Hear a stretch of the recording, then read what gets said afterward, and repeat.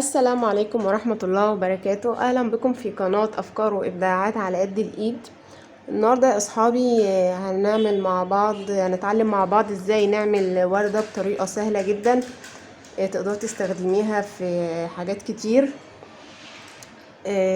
طبعا أول حاجة هنشوفها مع بعض، هنشوف الأدوات اللي معانا إيه.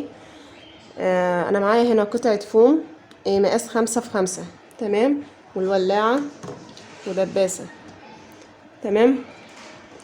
اول حاجه هنعملها مع بعض، هنتني كده قطعه الفوم. الجليتر طبعا يا بنات هنخليه لبره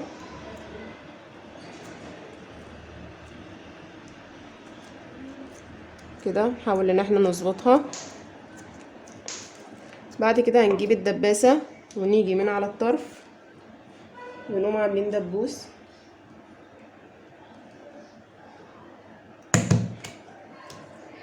زي ما حضراتكم شايفين كده. بعد كده هنيجي من على الطرف التاني ونعمل دبوس كده،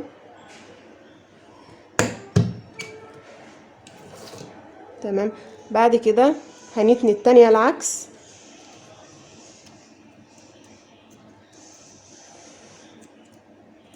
كده، وهنعمل دبوس برضو من الناحيتين،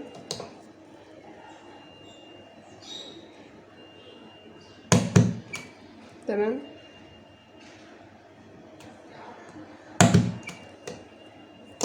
تمام كده يا اصدقائي. بعد كده هنقوم قلبين مخليين الفوم لجوه، تمام، زي ما انتوا شايفين كده يا اصدقائي. تمام، هي كده وردة، هي مش محتاجة حاجة، بس احنا هنجيب الولاعة، هنعوز ان احنا يعني عشان شكلها يبان اكتر.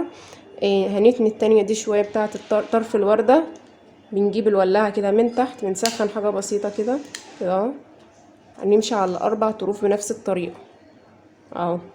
شايفين بتقوم متنية ازاي لما بتسخن كده،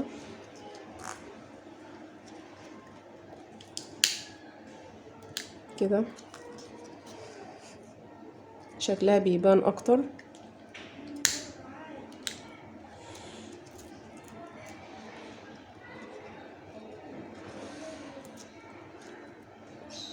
تمام كده يا اصحابي. بعد كده بنجيب قطعة فوم اللي هي من قصاقيس الفوم اللي بتبقى موجودة عندنا. بنعمل بس بنسويها. احنا محتاجينها اصلا قطع صغيرة.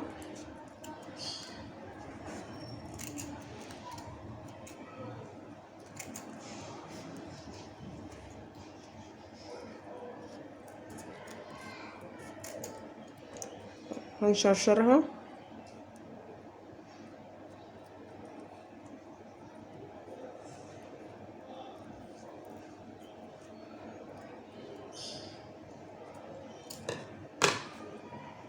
بعد كده هنلف الشرشرة ديت كده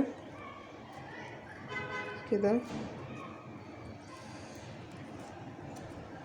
هنجيب المسدس الشمع، نعمل نقطة شمع جوه الوردة،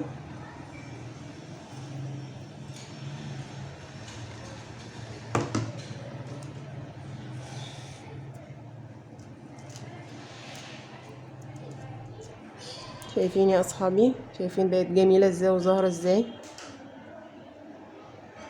طبعا تقدروا تستخدموها في حاجات كتير. ممكن توك البنات او الاطواق بتاعتهم، او لو انتوا مثلا يعني بتعملوا بوكس هدايا او شنطة هدايا او كده بتنفذوها لوحدكم. ممكن تنفذوا الوردة ديت بطريقة بسيط. وبرضو يا اصحابي ممكن بدل الفوم اللي انا عاملاه جوه ده ممكن تحطوا لولي. انا عامله كذا شكل وردة، هوريهولكم اهو يا اصحابي. بصوا ده اللولي، تمام، عامله كذا شكل اهو، تمام. ممكن تعملوه بالفوم المطفي، يعني الفوم من غير جليتر، بيبقى برضو شكلها جميل وشيك، تمام. ان شاء الله فيديو النهارده يا اصدقائي يكون عجبكم. ما تنسوش يا اصحابي تعملوا اشتراك في القناه وتفعلوا الجرس عشان يوصل لكم جميع فيديوهاتنا. وانتظرونا في فيديو جديد على قناه افكار وابداعات على قد الايد.